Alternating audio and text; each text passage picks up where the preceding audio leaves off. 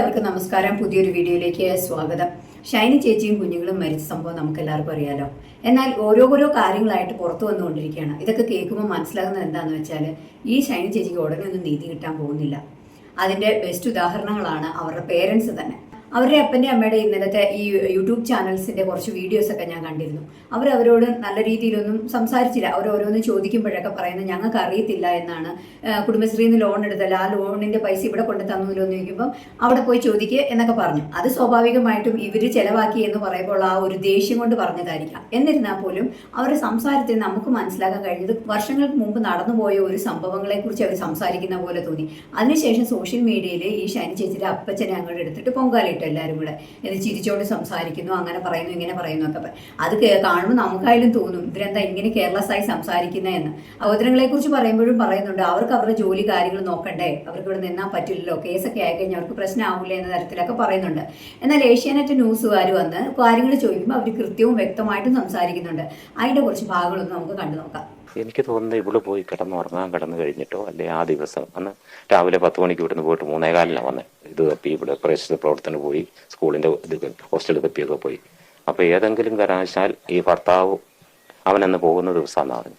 അപ്പോൾ ഫോണിൽ കൂടെയോ വാട്സപ്പിൽ കൂടെയോ രാത്രി കടന്നു കഴിഞ്ഞോ വിളിച്ച് ശല്യങ്ങൾ ചെയ്യുകയോ ഇവളോട് അതുപോലെ പറയുകയോ ചെയ്ത് കാണുമെന്ന് പ്രതീക്ഷിക്കുന്നു. ഈ തലേന്ന് ഇവിടെ എന്തെങ്കിലും അസ്വാഭാവികതകളൊക്കെ പ്രകടിപ്പിച്ചിരുന്നു? ഇല്ല, ഞങ്ങൾ അതായത് രാത്രിക്ക് ഞാൻ കിടന്നേ ചേറ്റു വന്നപ്പോൾ ഒരു ഇത് കണ്ടു. അതുകൊണ്ട് എന്നാ പറ്റിയെന്ന് ഇവള് ചോദിച്ചപ്പോഴാണ് പറഞ്ഞേ നോബി വിളിച്ചു എന്ന് പറയുന്നത്. പറഞ്ഞൊന്നുമില്ല, പറഞ്ഞു വിളിച്ചിട്ട് വിശദമായിട്ടൊന്നും പറഞ്ഞില്ലെന്നേ. അതായത് ക്രൂരമായി കൊണ്ടിരിക്കാതെ പോയി മരിക്കടി എന്ന് പറഞ്ഞെന്നാ പറയുന്നത്. ഇവളോട് പറഞ്ഞു. ഞാൻ അവസാനം ഇവള് കെട്ടിയിരിക്കുന്ന മരിക്കാൻ പറ്റുമെന്ന് ചോദിച്ചെന്ന് പറയുന്നത് അത്ര അവളോട് എന്നോട് വെള്ളമാക്കി. നോബി വിളിച്ചിട്ട് നോബി വിളിച്ചെടുത്താ പറഞ്ഞെന്ന് പറഞ്ഞു. പ്രകോപനമായിട്ടുണ്ടെന്ന് തോന്നുന്നല്ലേ? കാണുമായിരിക്കുമല്ലോ. ഈ ഭർത്താവിന്റെ വീട്ടിൽ ക്രൂരമായ പീഡനമായിരുന്നോ? ഈ ഗാർഹിക പീഡന കേസൊക്കെ ഉണ്ടല്ലോ. അതെ, അങ്ങനെ ഞങ്ങളത് 9 മാസം മുമ്പേ അവിടെ വനിതാ സെല്ലിലും അവിടുത്തെ തൊടുപുഴ സ്റ്റേഷനിലും പിന്നെ കഴിഞ്ഞ് ഫാമിലി കോർട്ടിലും ഒക്കെ വന്നിരിക്കും. അപ്പൊ ഇപ്പൊ ഞാൻ പറഞ്ഞ ഞാൻ ഉദ്ദേശിക്കുന്ന ജോലി കിട്ടാത്തത് പിള്ളേരെ ഹോസ്റ്റലിൽ വിട്ടണം, അവർക്ക് ഇവിടെയും ജോലി തപ്പി പോകണം. പിന്നെ ഇവര് കോടതിയിൽ ഹാജരാകുന്നില്ല. അപ്പൊ ഒരു നീതി ഒരിക്കലും കിട്ടിയായിരുന്ന ഒരു മാനസിക ചിന്ത അവിടെ വന്നിട്ടുണ്ടോ എന്ന് എനിക്കറിയത്തില്ല. ഞങ്ങളോടത്തൊന്നും തുറന്ന് പറയാറില്ല. അവൾ ഒത്തിരി പറയുകയല്ല. ഫോണുമായിട്ട് കുറെ കൂടി ഒരു സ്റ്റെപ്പ് ഉണ്ടാ അറ്റാക്ക് കയറി എന്ന് പറയും, പിള്ളേരോട് പറയും. അത് നമ്മൾ കേൾക്കിയല്ല.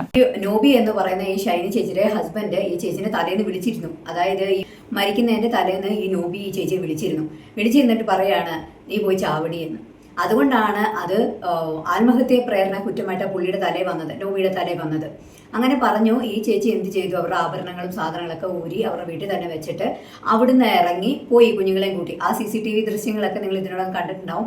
കാണുമ്പോൾ തന്നെ ഭയങ്കര വിഷമം തോന്നി. ആ ഇളയ കുഞ്ഞിനാണെങ്കിൽ പോണേ ഇല്ല, കയ്യെ പിടിച്ച് വലിച്ച് എഴച്ചു കൊണ്ടുപോവുകയാണ്. അത് മരണത്തിലേക്കായിരുന്നു പോയിരുന്നത്. എന്നോട് പറഞ്ഞിട്ടുണ്ടാവോ എന്തോ അറിയത്തില്ല. എന്നിരുന്നാൽ പോലും അതത്ര വേദനാജനകമായ ഒരു കാര്യം തന്നെയായിരുന്നു. അതിനുശേഷം ഈ ചേച്ചിയുടെ ഫോൺ എവിടെ പോയി എന്ന തരത്തിലുള്ള സംസാരം ഉണ്ടായിരുന്നു. കാരണം നോബി സംസാരിച്ചത് ഈ ഫോൺ വഴിയാണല്ലോ.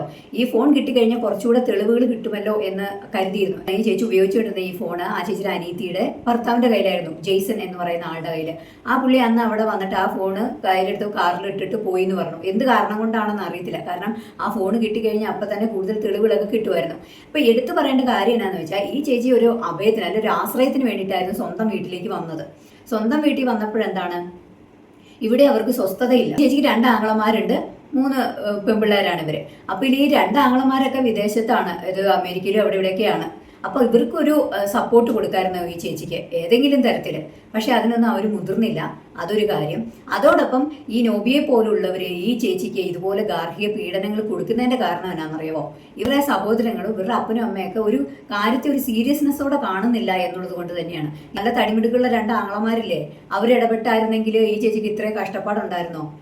അവരിടപെട്ട് അവനെ വിളിച്ചിട്ട് ചോദിക്കണ്ടേ മര്യാദയ്ക്ക് ഡൈവോഴ്സ് കൊടുക്കടാന്ന്? അതുപോലെ അവർ ചെയ്തില്ല. കാരണം അവർക്ക് ഇതിലൊന്നും ഇടപെടണ്ട. നിന്റെ ജീവിതമല്ലേ, നീ നിന്റെ കാര്യം നോക്ക്, ഞങ്ങളുടെ ജീവിതം ഞങ്ങൾക്ക് സുരക്ഷിതമാക്കണം എന്നുള്ള ചിന്ത മാത്രമായി അവർക്ക്.